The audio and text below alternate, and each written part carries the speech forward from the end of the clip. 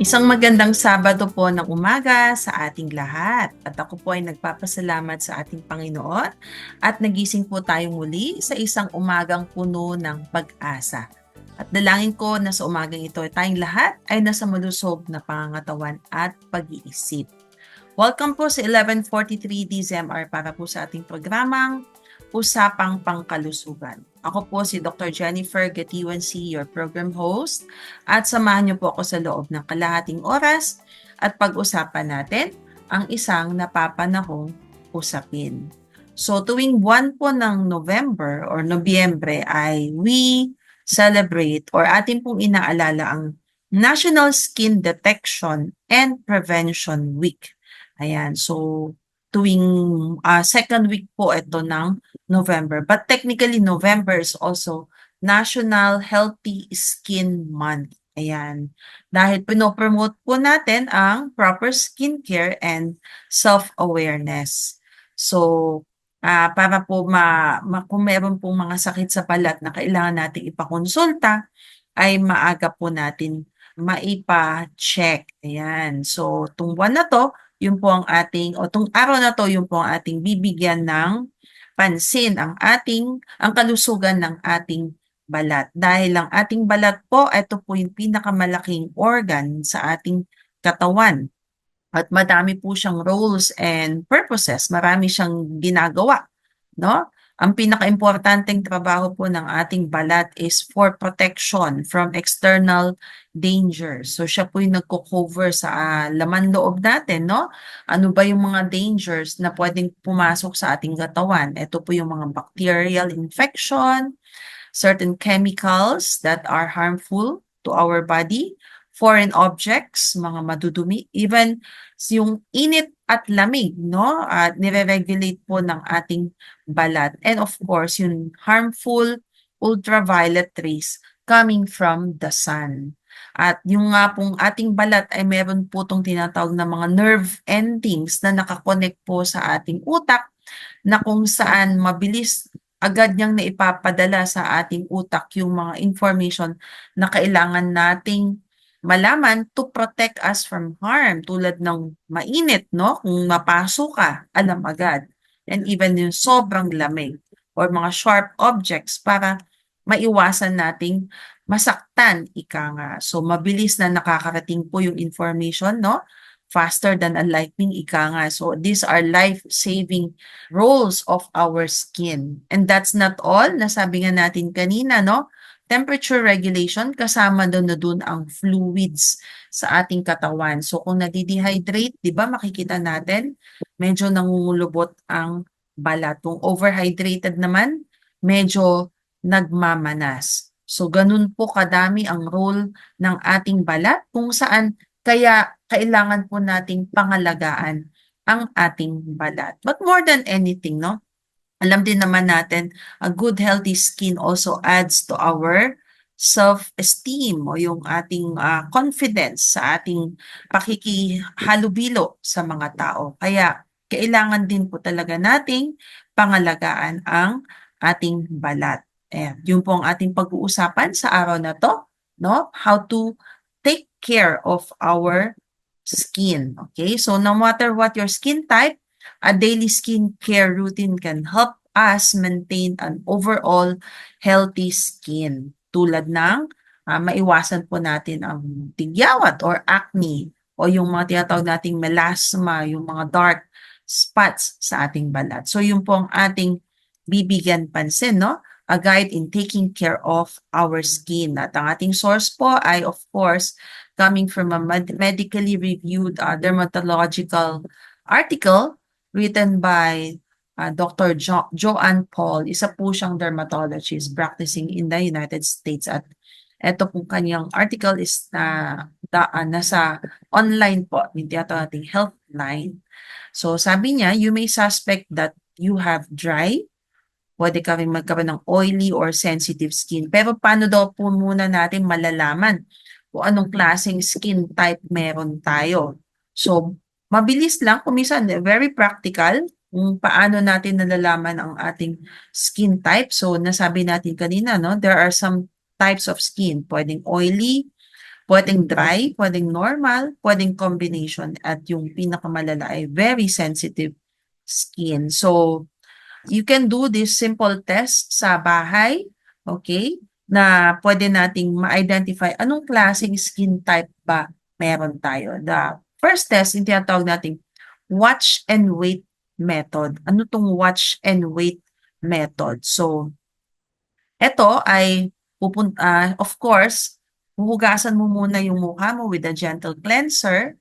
Tapos, ipat dry mo, okay, patuyuin, and wait for around 30 minutes. Obserbahan mo yung iyong balat. Kung after 30 minutes daw, yung balat mo ay nangingintab na agad-agad, ikaw ay may tinatawag na oily skin. Pero kung after 30 minutes, ang balat mo naman daw ay around flaky or parang ano yung tight feeling, parang na-stretch, then you have a dry skin. Ngayon, kung meron ka namang combination na part na ganun, pero yung tinatawag nating T-zone, yung noo mo, tsaka yung ilong mo, ay nangingintab, meron kang tinatawag nating combination, no? Meron part na oily, meron part na dry.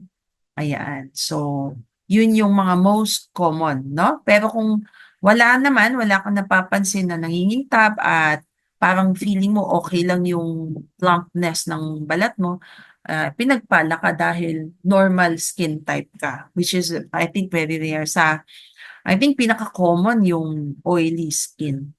Okay? So, yun yung watch and wait. Meron naman tinatawag tayong blotting sheet method. May nabibili tayong ano yun na parang blue na or pink square, iblablat mo yan. Okay, so ipatong mo dito kung na after 30 minutes din na ikaw ay naghilamos at napansin mo na may oil marks doon all over, ay oily skin ka. Pero kung nasabi nga natin certain parts of your face lang, yun yung combination. At kung wala naman, at parang normal looking skin meron ka. Pero yung halos walang parang dumikit ay very dry naman ang balat mo. So yun. But nevertheless, nasabi natin kanina, no matter what type of skin you have, kailangan natin magkaroon ng daily na routine skincare para mapangalagaan natin ang ating balat. So, how would we do that? How can we build a daily skincare routine, no? Basically, meron lang naman daw siyang 4 basic steps na twice a day lang natin gagawin. So, umaga, tsaka sa gabi. Yung una, cleansing. So, dapat daw yung gagamitin nating cleanser o panglinis sa ating mukha is appropriate dun sa klase ng balat na meron tayo. So if you are having a oily skin, so dapat medyo nag-match doon. And after that, no, meron tayong mga tinatawag na serum. Okay? Na may vitamin C or ito yung tinatawag na may mga growth factors. So ito ay mas magandang inilalagay daw to sa umaga, no? Bago mo ipatong yung sunblock or yung sunscreen. Sa gabi naman, pwede kang maglagay ng tinatawag nating retinol or prescription retinoids if you have budget for that. Ika nga. Number 3 is moisturizer. So, sa isang tao na oily skin, parang takot na takot ka na maglagay nito, baka lalong mangintab ang iyong mukha, di ba? Pero there are certain moisturizers na kailangan pa din doon ng may oily skin. Ito yung tinatawag nating lightweight, gel base, at hindi nagko-cause ng blocking of the pores. Okay? So, yung non-comedogenic, ika nga. Yun naman daw mga may dry skin, ang kailangan nilang moisturizers are the cream base. Ayan. So, kailangan mong ma-differentiate. If you have oily skin, gel base. If you have dry skin, cream base. Dapat ang moisturizer na gagamitin natin. And of course, on top of that is you have to put on your sunscreen o yung sunblock, lalo na nasa bansa tayong mataas talaga ang sikat ng araw. So minimum daw is SPF 15 o pero meron na ngayon 30 or more. At kung mas morena ang iyong balat, no, mas kailangan mo daw ng mas madalas ng sun protection dahil mas ang isang taong mas morena ay mas prone sa tinatawag nating hyperpigmentation o yung mga spots na mahirap i-correct. So, you have to choose the product that fit your skin type and sensitivity. At kailangan ay basahin mo yung label bago ka bumili. But basically, no, ang pinaka-basic lang is stay hydrated. Kailangan hindi ka dehydrated dahil our body is composed 60% water. So, kasama na yung balat doon. Kailangan ng balat natin ang tubig. Sa mga unan natin, mga bed sheets, kailangan daw nating magpalit neto at least once a week dahil syempre naiipunan yun ng dumi. At kung ikaw ay naliligo, no, sa gabi, basa or something like that, kung mahaba ang buhok mo, mas maganda daw na nakarap yung buhok mo para hindi tumatama yung buhok mo sa mukha mo dahil this could add up yung oil, pagdami ng oil sa ating mukha. And of course, basic kailangan daw natin mag-apply lagi ng sunscreen, no? 15 minutes bago daw tayo lumabas dahil this protects us from other skin diseases tulad ng skin cancer. Ayan. So, yun po yung mga basic and simple routine. Okay? So, na kailangan natin gawin. And on top of that, no, kung kaya ng budget, you can add extra products like exfoliants, masks, and spa treatments to boost your skin health. Ayan. But basically, no, cleanser, moisturizers, and sunblock. Yun. So, kung gagamit ka daw ng mga bagong produkto, siguraduhin mo munang safe. So, what you can do is tinatawag nating patch test. Eh, ano tong patch test? So, skin test mo muna. Anong part ng skin mo itetesto? Sa iyong kamay. Okay? So, basically dito. Doon sa inner arm. So, doon mo muna daw ilalagay yung product na yon at you wait for around 1 to 2 days kung may reaction. Kung wala, okay, ibig sabihin, okay sa balat mo, then that's the time that you can use it safely. So, paano natin masasabing walang reaction? Of course, ang unang mararamdaman mo, it's skin irritation, pamumula. May mga tumutubong mga bumps, ayan, bumubukol-bukol na yan. So, pag ganon, itigil mo na yung paggamit doon. At linisan mo agad para matanggal na yung produktong yon sa iyong balat. Kasi kung hindi, imbis na makabuti, makakasama pa yon. So, aside from makakasama, there are some skincare na mga routine na dapat daw nating wag gawin. Okay? Kahit na sinabi pa to ng mga napapanood mo sa social media, na yun ang kanilang skincare routine at siya ay fina-follow mo, nagpapaniwala ka doon, ay mas magandang makasigurado ka na lang dahil baka imbis na gumanda ka or gumandang iyong balat ay lalo pang lumala. So ano yung mga most common na mga DIY, yung tinatawag nilang do it yourself na beauty regimen. Yung iba yung gumagamit ng lemon juice or calamansi juice.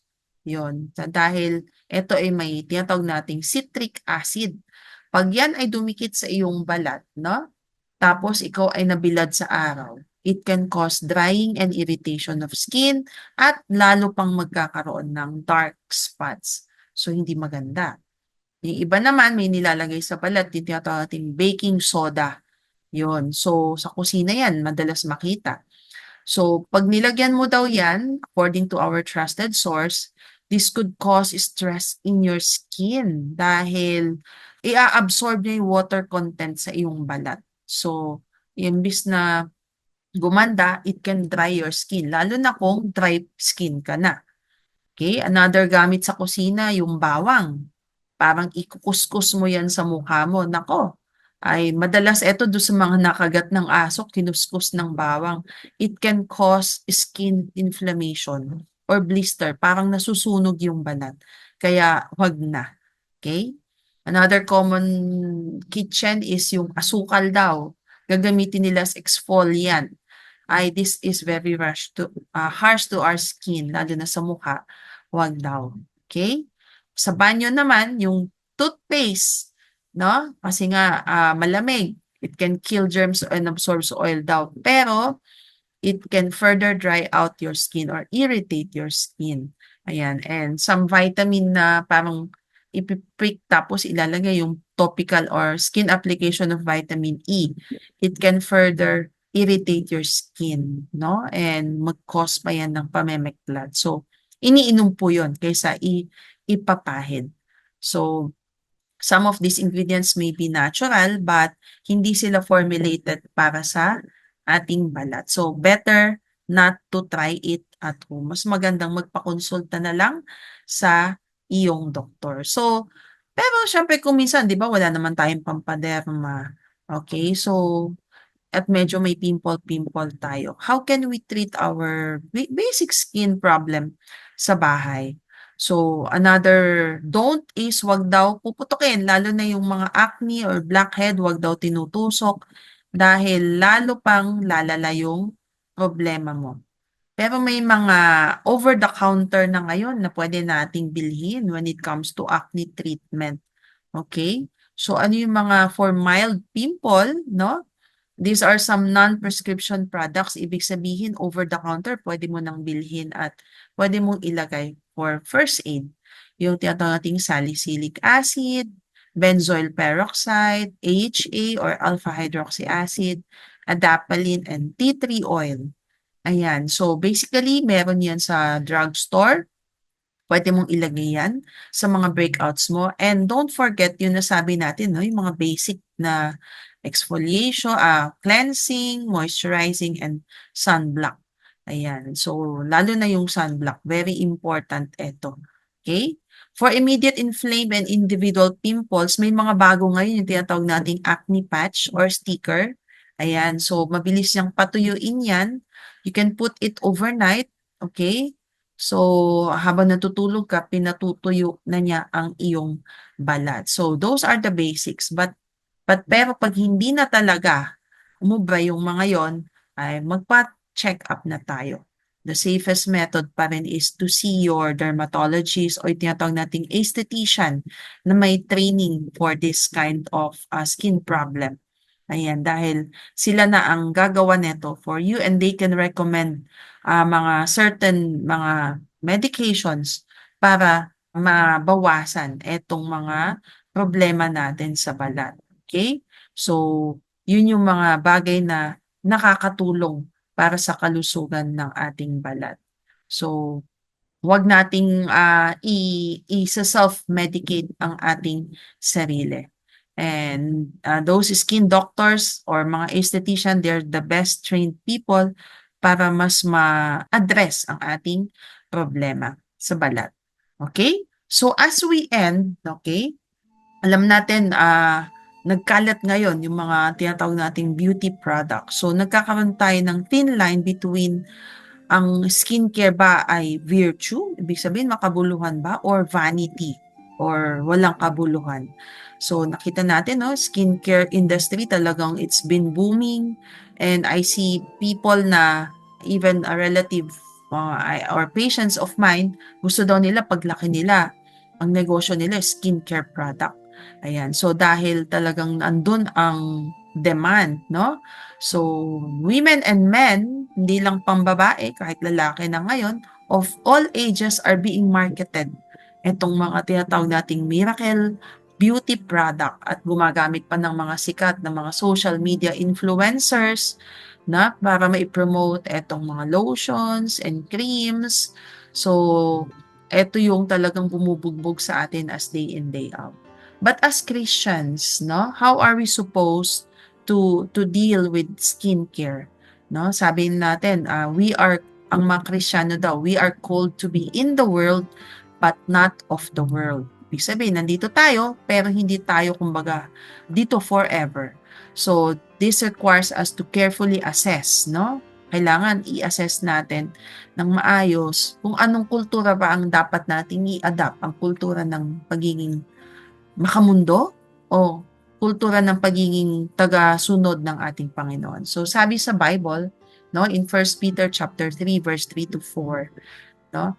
The beauty should come from within, okay, sa loob, not from the outward adornment. It says that a gentle and quiet spirit is great worth in God's sight. So, ang identity daw natin is hindi nakikita sa panlabas na anyo, but in knowing that we are children of God, saved completely and undeservedly through His Son, Jesus Christ. So, yung skincare natin, no, should start and end with looking after our mental and spiritual health. So, that can rightfully include nga yung pag-aalaga ng ating pangkalahatang katawan, hindi lang yung balat. Dahil nasabi natin, sabi din sa Bible, our bodies are the temple of the Holy Spirit. So we are called to honor God with them. So kasama na dun yung tamang pangangalaga sa ating balat. And when we think about self-care, skincare, tingnan natin yung model ni Jesus, no? So si Jesus, nung naalala nyo, nabuhay siya, 30 plus, naging teenager, lumaki. So he preached, he healed thousands daily. No? So nai-stress ang kanyang katawang panlupa. But we all know that he's God. No? Although he is God, he is also human during that time. He took time to rest, okay, to be alone with his God, to sleep and to seek nourishment and to be refreshed.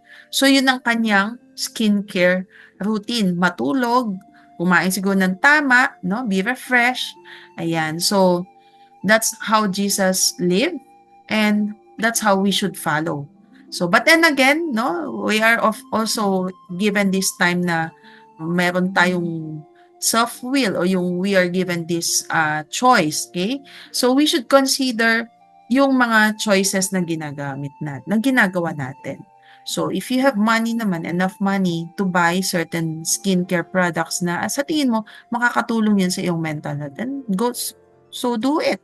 Pero, kung yung price tag na mga binibili na natin ay saksakan na ng mahal, or dahil nabebentahan na lang tayo sa mga advertising campaign na yan, ay parang medyo nagiging idolatry na yan, di ba? No? We're no longer storing up treasures in heaven. We are already storing up treasures on earth, ika nga. So when we think about how to be wise stewards of God's money, at nakita natin etong beauty product na to ay ginto ang presyo, medyo mag-isip-isip naman daw po tayo. Yun. So, there's a very thin line talaga between the virtue of taking care of our skin and the vanity of it. So, kailangan natin look at this in the eyes of God. Yun. So, doon po nagtatapos ang ating programa sa araw na to. So, nawa sa sandaling panahon ay may naibigay po tayong mahalagang impormasyon tungkol sa ating topic sa araw na to with regards to healthy skin. Ang dalangin ko po ay mamuhay tayo ng malusog, hindi lang sa ating katawan, kundi sa ating kaisipan. So, abangan niyo po muli ako sa susunod na Sabado para po muli sa ating programang Usapang Pangkalusugan. Dito lamang po sa 1143 DZMR, a proud member of KBP. Ating tandaan, ang ating kalusugan ay kayamanang di mapapantayan. Happy weekend po sa ating lahat!